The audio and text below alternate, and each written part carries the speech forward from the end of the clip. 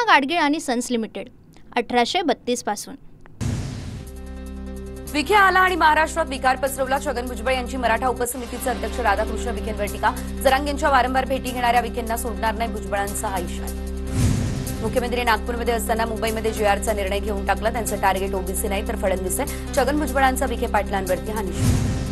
मराठा आणि ओबीसींमध्ये अंतरवालीच्या दरिंदे पाटलांमुळे अंतर पडलं। भुजबळांचा जरांगेंवर निशाणा। सरकारने नरमाईने घेतलं म्हणून मराठ्यांची मुंबईमध्ये दादागिरी। दरिंदे पाटलांच्या लोकांनी मुंबईमध्ये हैदोस घातला। भुजबळांचा जरांगेंवर हल्लाबोल। कुणबी नोंदी रद्दसाठी मुळावरती उठाल तर मराठे ताकद दाखवतील। मनोज जरांगेंचा इशारा। तर जरांगेंकडून भुजबळांचा घुरट नेता असा उल्लेख। जातीयवादाच्या दंगली घडवून आणण्याचं या लोकांचं स्वप्न आहे। जरांगेंची ओबीसी मेळाव्यावरून टीका।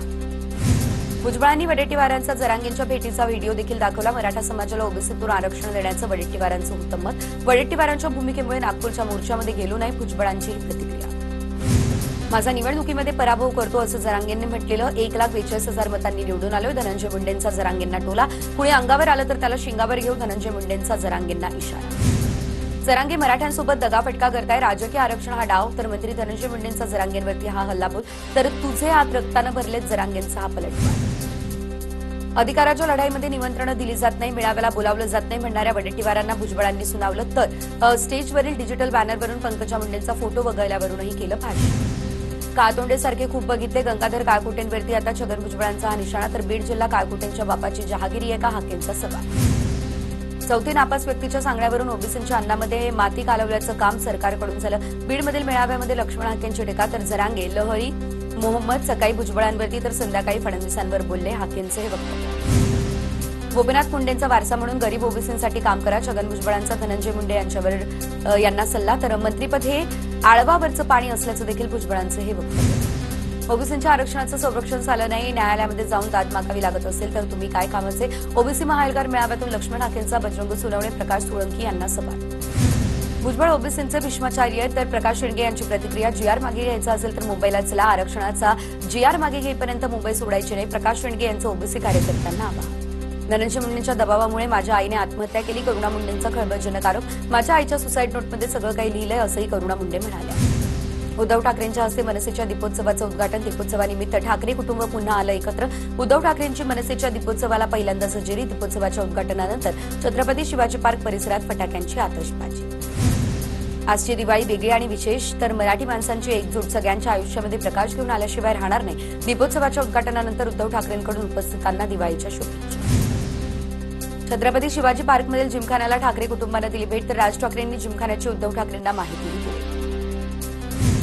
स्थानिक स्वराज्य संस्थांच्या निवडणुकीमध्ये युतीबाबत वरिष्ठ स्तरावर चर्चा होणार। काँग्रेसचे नेते सतेज पाटील यांची प्रतिक्रिया। काही ठिकाणी महाविकास आघाडी म्हणून लढू। सतेज पाटील यांची माहिती। पुण्यातील मुक्याच्या जैन बोर्डिंगच्या जागेच्या विक्रीवरून वाद। तर मोहळांची भागीदारी असलेल्या गोखले कन्स्ट्रक्शन्सकडून जागेची खरेदी। बिल्डर आणि मोहळांनी मिळून जागा विकल्याचा राजू शेट्टींचा आरोप। जैन धर्मियांचा जिल्हाधिकारी कार्यालयावरती हा धडक मोर्चा। विश्वस्त मंडळानं जैन बोर्डिंगची जागा एका रात्रीमध्ये विकली। जैन बोर्डिंग जागा विक्रीवरती याचिकाकर्ते योगेश पांडेंचा आरोप। ही जागा विकता येत नाही। एका रात्रीमध्ये परवानग्या कशा मिळाल्या पांडेंचा सवाल। पुण्यातील मॉडर्न कॉलेजवरती प्रेम बिराडे या नावाच्या तरुणाकडून जातीय भेदभावानं आरोप। तर आता कॉलेजनं कागदपत्रांची पडताळणी नाकारली त्यामुळे लंडनमधील नोकरी गमावल्याचाही तरुणाचा आरोप। कॉलेज विरोधात वंचितचं आंदोलन। मॉडर्न कॉलेज आणि प्राचार्यांवरती चुकीचे आरोप केल्याचं कॉलेजचं स्पष्टीकरण। शिवसेना शिंदे गटाचे माजी नगरसेवक उमेश बोरगावकर यांच्यावर जीवघेणा हल्ला। मारामारी सोडवण्यासाठी गेलेल्या बोरगावकर यांच्या गाडीची तोडफोड। तिघे जखमी। हल्ल्यामध्ये बोरगावकर, ज्ञानेश्वर सपाट आणि ओंकार सपाट हे तिघे जखमी। पोलिसात तक्रार दाखल। निवडणुकीमध्ये उभे राहा। विकासासाठी बँका खाली करून टाकू। नांदेडमध्ये राष्ट्रवादीच्या कार्यकर्त्यांना मार्गदर्शन करताना सहकार मंत्री बाबासाहेब पाटील यांचं वक्तव्य। रायगडमध्ये आदिती तटकरे आणि महेंद्र दळवी एकाच मंचावर। अलीकडेच महेंद्र दळवी यांनी पालकमंत्री पदावरून तटकरेंवर केलेली टीका। दोघे देखील एकाच मंचावर एकत्र उपस्थित राहिल्यानं राजकीय वर्तुळात रंगली चर्चा। बारामतीमध्ये ब्रिजखालच्या पट्ट्या लोकांनी काढून विकल्या तर चोरणाऱ्यांकडून 2 लाख रुपये वसूल करणार। अजित पवार यांचा इशारा। तर कुठे हाट काढत बसू नका। सापडलं तर टायरमध्ये टाकतो। अजित पवार यांचं मिश्किल वक्तव्य। दादरमधील हॉटेल भारत लाईट कॅफेच्या भिंतीवरती ठाकरे बंधूंचा बॅनर। बॅनरवरती ठाकरे बंधूंचा बाळासाहेबांसोबतचा फोटो। ठाकरे बंधू म्हणजे ब्रँड नाही तर ती गॅरंटी। भारत लाईट कॅफेचे मालक त्यांची प्रतिक्रिया। मालवणीमधील जनता दरबारात मंत्री मंगलप्रभात लोढा यांची रोहिंग्या गुन्हेगारी आणि अनधिकृत बांधकामांवरून पोलिसांवर नाराजी। मालवणी या ठिकाणी हिंदू कुटुंबांवर झालेल्या हल्ल्यातील आरोपींना अटक न केल्याबद्दल आमदार संजय उपाध्याय पोलिसांवर भडकले। जालना पालिका आयुक्त संतोष खांडेकर यांची 1 दिवसाची पोलीस कोठडी संपणार. कंत्राटदाराकडून 10 लाखांची लाच घेताना खांडेकरांना रंगेहात अटक. आज आयुक्त संतोष खांडेकरांना पुन्हा कोर्टात हजर केलं जाणार. नांदेडच्या अर्धापूर तालुक्यातील चेनापूर तांडा या ठिकाणी 70 ते 75 जणांना पाण्यातून विषबाधा. विहिरीतील पाणी पिल्यानं विषबाधा झाल्याची प्राथमिक माहिती. गावकऱ्यांना जुलाब उलट्यांचा त्रास. आरोग्य पथकाच्या वतीने रुग्णांवरती उपचार सुरू. पाण्याचे नमुने तपासणीसाठी पाठवले जाणार. नंदुरबार जिल्ह्यातून जाणाऱ्या नेत्रांग शेवाळी महामार्गाच्या 3ऱ्या टप्प्याच्या कामाला होणार सुरुवात. पहिल्या टप्प्याचं काम 80% पूर्ण, तर दुसऱ्या टप्प्यातील जमीन अधिग्रहण आणि डीपीआर तयार. हा महामार्ग महाराष्ट्र गुजरातला जोडणारा महत्त्वाचा महामार्ग राहणार. मुंबईच्या छत्रपती शिवाजी महाराज पार्कमध्ये आकर्षक अशी विद्युत रोषणाईनं संपूर्ण परिसर उजळला. याशिवाय सेल्फी पॉइंट देखील बनवण्यात आले, तर फोटो काढण्यासाठी तरुणांची गर्दी.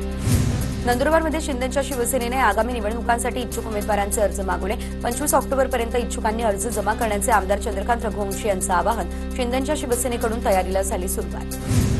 जळगावमधल्या धरणगावामध्ये महाविकास आघाडीच्या वतीने तहसील कार्यालयावर हंबरडा मोर्चा. अतिवृष्टीत नुकसान झालेल्या शेतकऱ्यांना दिवाळीची मदत देण्याची मागणी. जोरदार घोषणाबाजी करत उड्डाणपुलावर रास्ता रोकोही केला. तहसीलदार आणि कृषी अधिकारी यांना विविध मागण्यांचं निवेदन. धुळे जिल्ह्यातील प्रलंबित प्रश्न सोडवण्यासाठी सर्व विभागांनी समन्वयानं काम करावे. पालकमंत्री जयकुमार रावल यांचे यंत्रणांना आदेश. जिल्हाधिकारी कार्यालयात घेतली आढावा बैठक.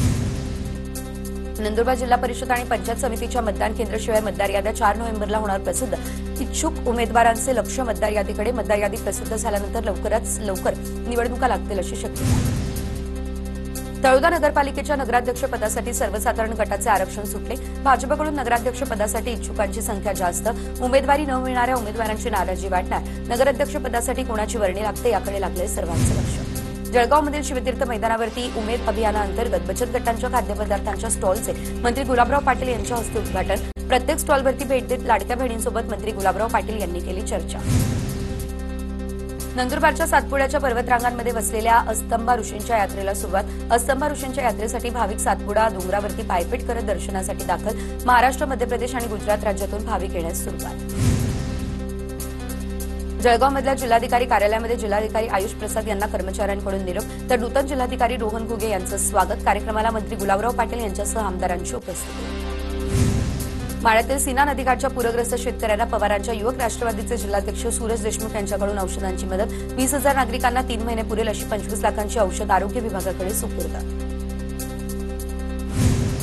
पूना गाडगीळ आणि सन्स लिमिटेड 1832 पासून